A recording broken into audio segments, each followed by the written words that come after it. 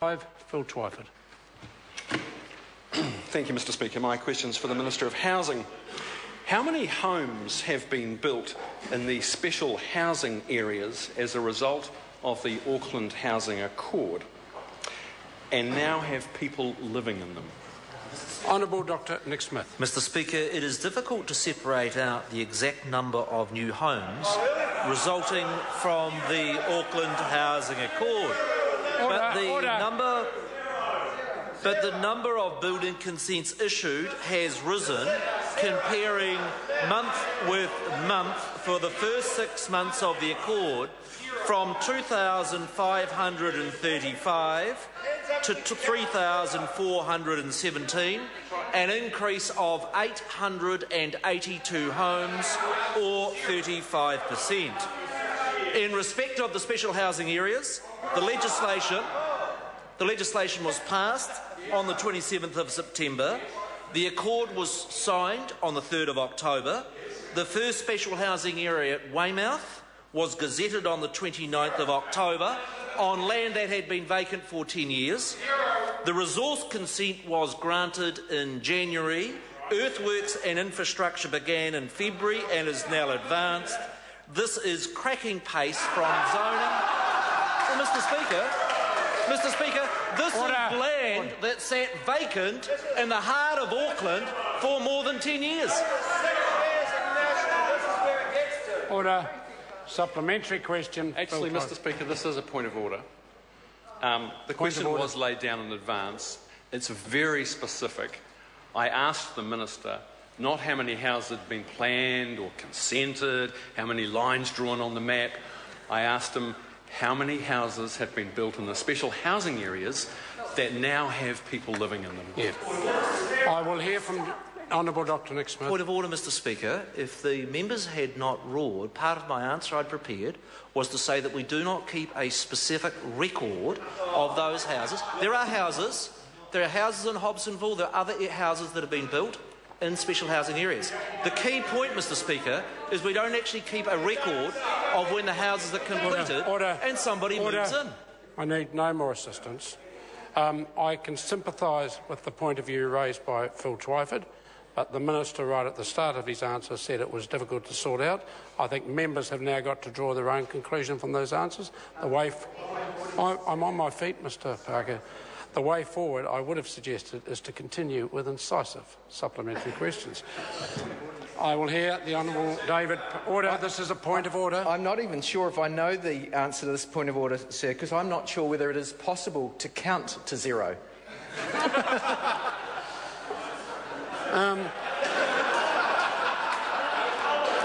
Well, the member can always try. Supplementary question, Phil Twyford. Supplementary question. Did he admit yesterday that the government's target of 39,000 homes is now a considerable stretch? Because 1 year after he announced the Auckland Housing Accord, not a single new home has been built in the special housing areas. Order. Mr. Speaker. Honourable Dr Nick Smith. Mr. Speaker, the twit opposite doesn't seem to know what's required to build.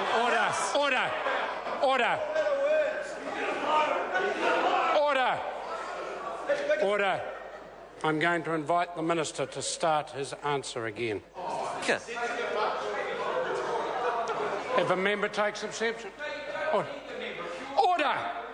If Mr Mallard wants to stay for question time, he can stay quiet and stop. Well, if he wants to go, I can assist. I can continue to add to his record.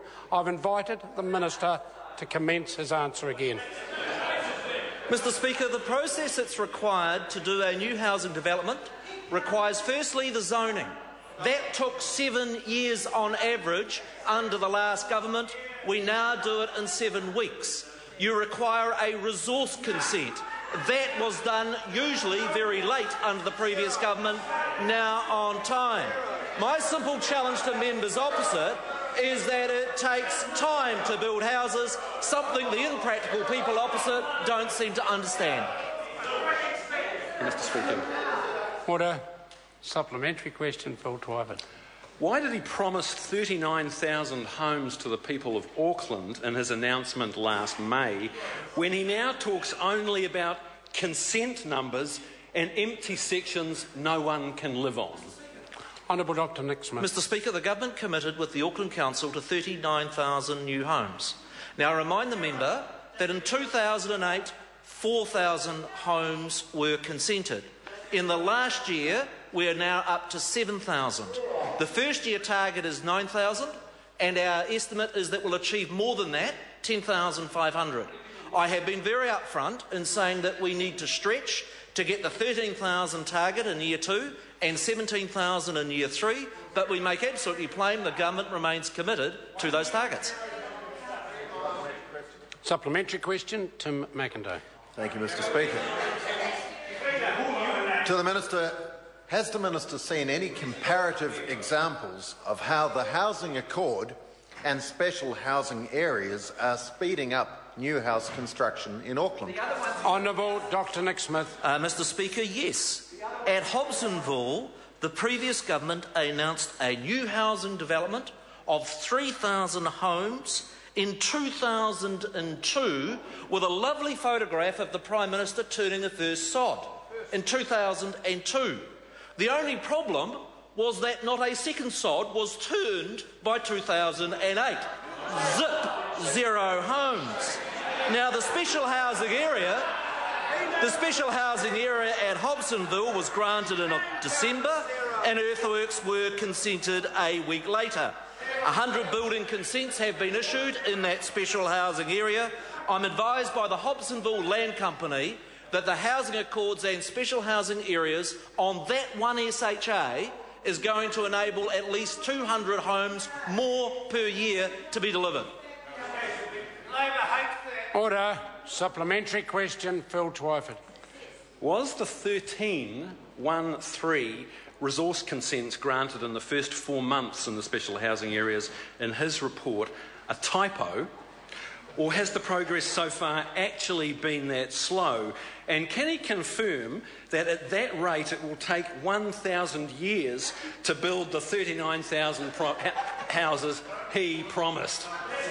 Honourable Dr Nick Smith. Mr Speaker, we committed to 9,000 houses in the first year in agreement, and I'd ask the member to talk to his good friend Len Brown, because at the local government forum this morning, Len Brown made plain that we'd get more than 10,000, that we would exceed those targets, and that shows the progress that we have made with measures that members opposite opposed at every step along the way.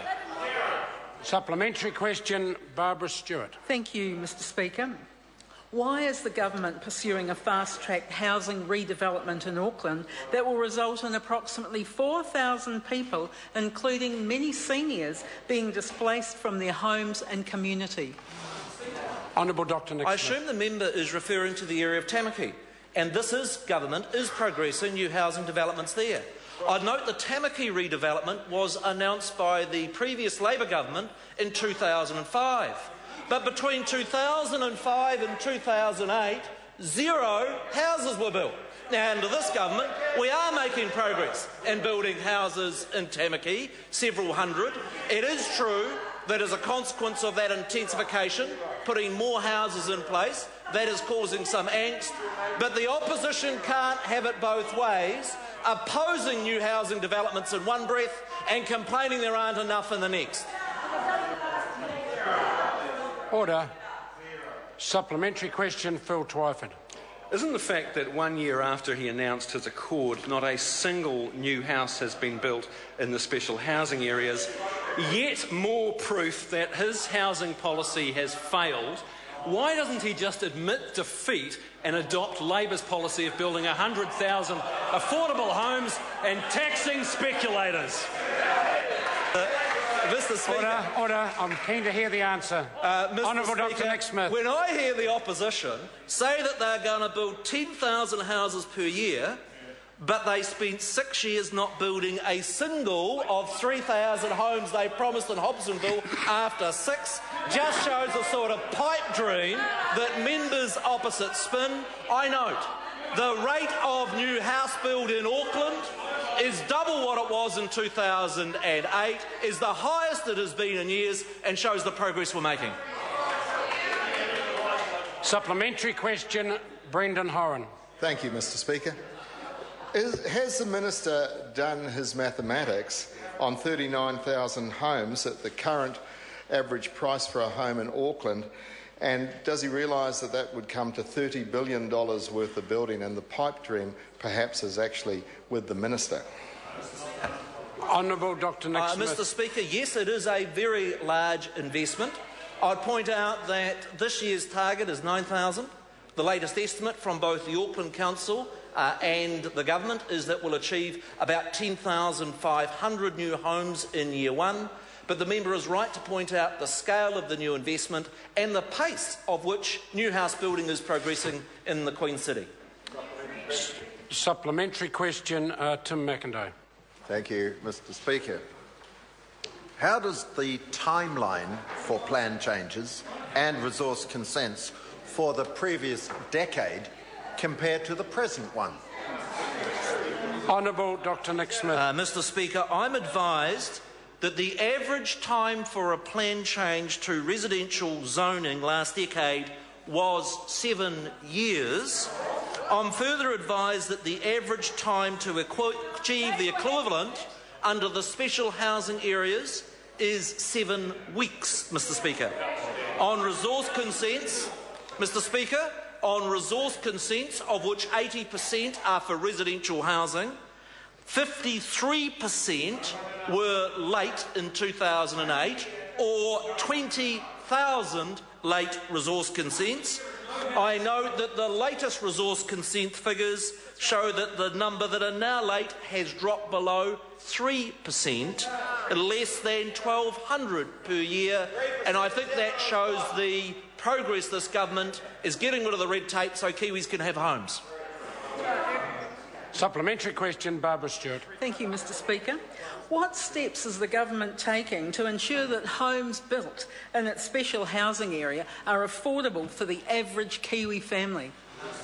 Honourable Dr Nick Smith. Mr. Speaker, I'd point out for the very first special housing area at Weymouth, and I'd invite anybody in this House to go to that site, see the earthworks, see the pace of work, to realise, one, the pace that we're making on a block of land that sat vacant for more than a decade, and secondly, 80% of the new houses in Weymouth will be in the affordable zone.